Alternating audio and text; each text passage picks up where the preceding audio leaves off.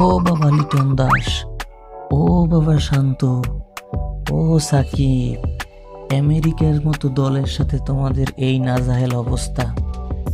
পৃথিবীর সবচাইতে দুর্বল দলের সাথে এই তোমাদের অবস্থা।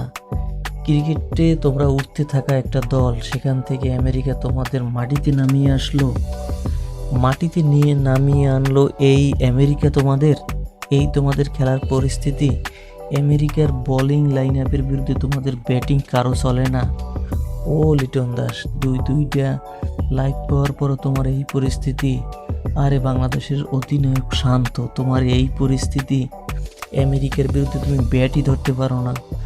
সাকিব, তুমি বিশ্ব সেরা অলরাউন্ডার, তোমার এই বোলিং লাইন নিয়ে তুমি আমেরিকার সাথে খেলতে নামছো, তুমি ব্যাটিংই ধরতে পারো না আমেরিকার সাথে।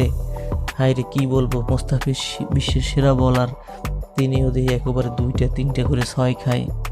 তাও আবার কি 7-8 নম্বরের ব্যাটসম্যান, 7 নম্বরের ব্যাটসম্যান হিসেবে পরপর 3 বলে 3 6 মারে। মোস্তাফিজের পরপর 2 বলে 2টা 6, শরীফুলের প্রথম বলে একটা 6, টানা 3 বলে 3 6 মারে।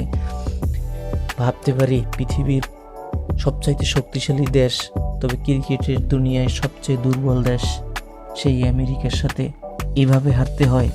এর চাইতে দুঃখজনক, হতাশাজনক আর কিচ্ছু নাই।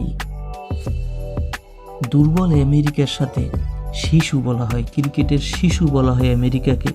সেই আমেরিকার সাথে অসহায় আত্মসমর্পণ করলো বাংলাদেশ, যেখানে ব্যাটিংয়ে নেমে মনে হচ্ছে ব্যাটিংয়ে ভুলে গেছে। কোনোভাবেই ব্যাটিংয়ে নেমে কেউ স্বচ্ছন্দে ব্যাটিং করতে পারতেছে না। সে শুধুমাত্র তহিদ হৃদয় এবং মাহমুদুল্লাহ কিছুক্ষণ প্রতিরোধ করতে পারছে। 155 টি-20 যুগে, 150 টি-20 যুগে একটা ফাইটিং স্কোর কখনোই হতে পারে না, কমসে কম 180 দরকার। যে দলটা এত দুর্বল, তাদের বোলিং লাইনে দুর্বল, তাদের ব্যাটিং লাইন দুর্বল, সেখানে আপনারা কি করতেছেন?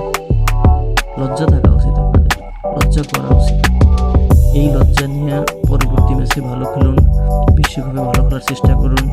সবাই এখান থেকে শিক্ষা নেন। এই দুর্বল দলের সাথে যদি এই পরিস্থিতি আপনাদের হয়, এখান থেকে যদি শিক্ষা না নিয়ে সামনে আগান, তাহলে আপনাদের কোনো কাজেই আসবে না। আপনারা যে খেলা দেখাইছেন, আমরা আর নাই আপনাদের সাথে।